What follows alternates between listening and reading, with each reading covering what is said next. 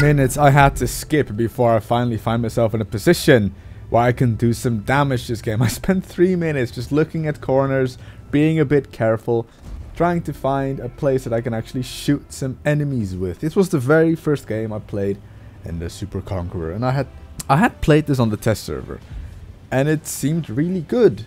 Yet when it came out on the live server, I was kind of thinking, I don't want to play it, because what if it sucks? What if I had enjoyed it on the test server, but it kind of is shit on the live server? I was wrong. This tank is amazing. This tank is really, really good. It's DPM, if I'm honest, might need a slight nerf. Not a lot, just a slight tiny bit. I have 7.1 seconds reload. Make it 7.5 and this tank would be more balanced than it currently is. The reason I didn't want to play this on the live server was actually the Badger. I played my Badger on the test server, played one game, did 7k damage in 3 minutes, and I was like, yeah, no, this is going to be a really good tank. Then played it on the live server, and it sucked more ass than a... Let's not go there.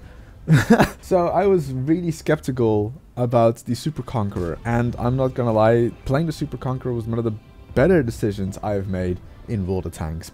It's really good. I pretty much exclusively played the Super Conqueror in Ranked, and the second game you are going to see is actually from Ranked. Now, if you may or may not know, the Super Conqueror never really actually existed. It existed in the form of a Conqueror with extra plates bolted on as a test bed for HESH shells. That is the Super Conqueror. It was never a tank that was built for combat. It was a tank to be shot at and see how HESH would respond to spaced armor. Yet Wargaming does have a fittable tier 10 heavy tank from the British that would fit a tier 10. The Chieftain. Yeah. The Chieftain that is on console. The Chieftain that is on sale in China. The Chieftain that will probably come to World of Tanks somewhere within the next 2 years.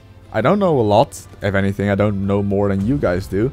Except for that, it will probably have the Valiant tanks in this tech tree line towards it. But then again, I could be wrong. Fun fact about the Badger. I knew about it since Tankfest last year. I knew that it was going to replace the 183. I know it was going to have up to, if not more than 300mm of frontal hull armor. I knew about all of that shit, but it wasn't confirmed yet. I just heard it from someone at the Tank Museum that was working close with Wargaming to get the Badger into World of Tanks. Sadly enough, it's a really bad tank. And as you may know, I'm going to Tankfest again this year, 2018. Oh god, it's going to be the 4th year in a row that I'm going to Tankfest. But you know, this year there's going to be an IS-3, so I can hardly not go if there's going to be an IS-3 driving around the arena. With my luck, it's going to break down. Last year the Yak Panther was going to drive around the arena, and it broke down. Literally, it was lined up to go, and it shat itself. It was like, no, I don't want to go. No, just find something else. The Fury also broke down. A lot of tanks tend to break down while driving around the arena. I do know that the Tiger 1 is still on the display, so that's not going to drive around. I have seen it drive around.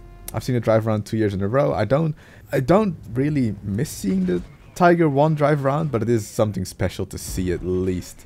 Did I just throw this game? Because I'm outflanked by a Batcha, and I'm outflanked by a T-125, who is more than willing to come in and kill me, put one more shot into Cupola, and I die. And I'm like, crap. I was really actually angry that I died there, because I really felt like I threw this game.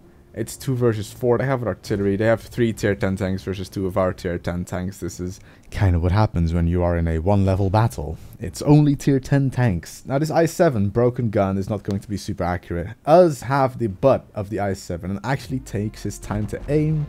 And with a bit of luck, ammo racks him. That's pretty good. That's something nice, I guess. But I mean, artillery is still the game, and that's always a random factor, isn't it? And the end of this game is kind of, well, boring.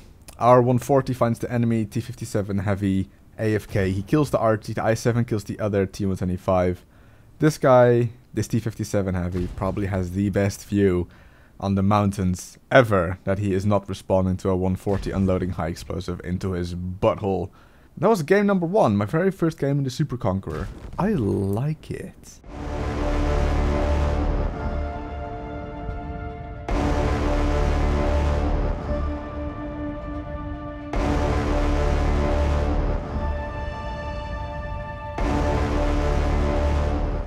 And as I said, a ranked battle. I think I was rank 10 while trying to play this game.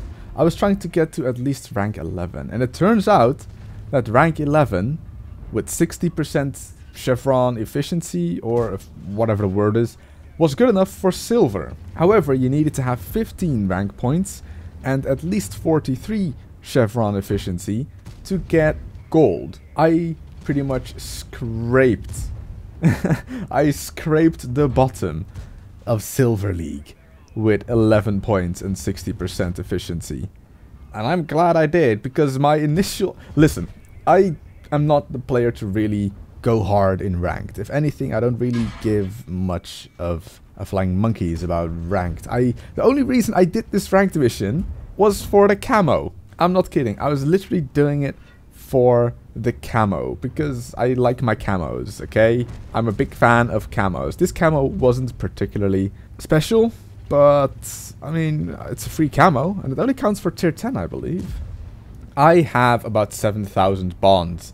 That is without ever being high or in a league in ranked. That is, how did I get all these bonds? Most of these bonds I've gotten were from just playing tier 8, 9, and 10 and just doing well. I didn't do this ranked season for the bonds. I didn't do it for the credits. If anything, I've lost credits, because look at my loadout. I'm buying nothing but premium to get high in the ranks. To get...